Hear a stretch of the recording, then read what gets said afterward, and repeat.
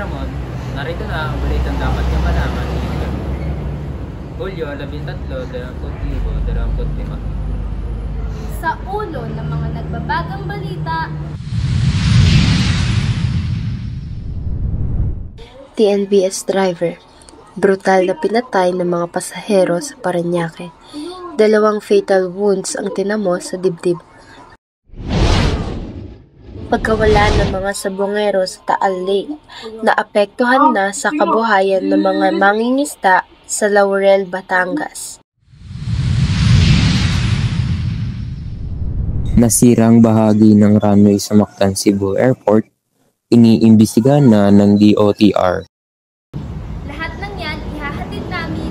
Dito lang sa Ulat ng Bayan.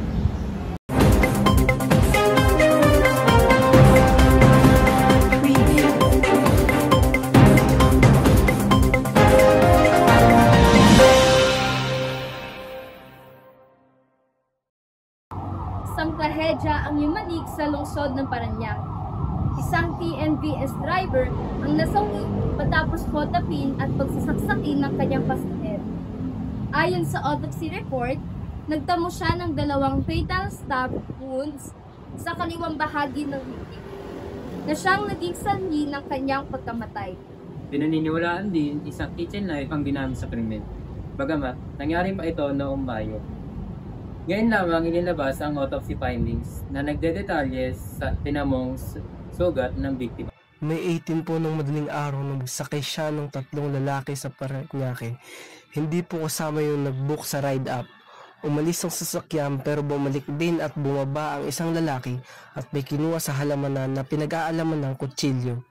Nang nasa Cavite na sila, nagtuloy-tuloy ang sasakyan at imbis na madrop off ay nagpaikot-ikot sila. Hagip sa dashcam ang dinaanan ng kotse at dindig na rin ang pag-hold up ng mga suspect sa driver hanggang sa aktual na pagpatay. Pasado 2:00 ng hapon nung May 18 na kita ang sasakyan. Batay sa CCTV footage, nakitang tumigil ang sasakyan sa convenience store at bumaba ang isang lalaki. Nang bumaba ang mga ito ay sumakay ang mga suspect sa pedicab at sumakay ulit sa isang sasakyan. Mariin namang kinokondena ng TNVS community ang karumal-dumal ng krimen. Panawagan nila sa gobyerno, dagdagan pa ang proteksyon para sa mga driver. Sa Batangas, hindi lamang ang pamilya ng mga nawawalan sa bungero ang apektado ng insidente. Maging ang mga mangingisda at tour guide sa Laurel ay ramdam ang epekto ng tuloy-tuloy na search operation sa Taal Lake. Dahil sa mga paghahanap, pansamantalang hindi makapangisda sa ilang bahagi ng lawak. Hindi na po sapat ang nahuli naming isda para sa pang-araw-araw naming gastusin. Bawat biyahe, nalulugi kami. Dati, nakakauwi pa kami ng kahit konti, pero ngayon, halos pamasahin na lang ang kinikita namin. Sobrang hirap po nung buhay. Kaya nung napanood ko sa balita yung kaso ng TNVS driver, na pinatay ng pasahero, lalo akong natakot. Parang kahit anong trabaho ngayon, may panganib. Nito, bumaba ang kita ng mga lokal na residente. Apektado rin ang local na turismo. Kaya tour operators ang pansamantala hinihingil ang operasyon upang bigyan daan ng mga otoridad.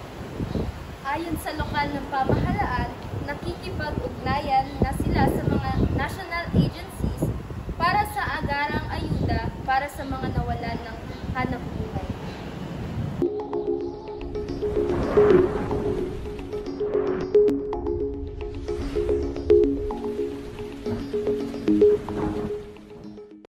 Ayon sa Pag-asa, may namataang bagyo sa labas ng Philippine Area of Responsibility. Wala pa itong direktang epekto sa bansa.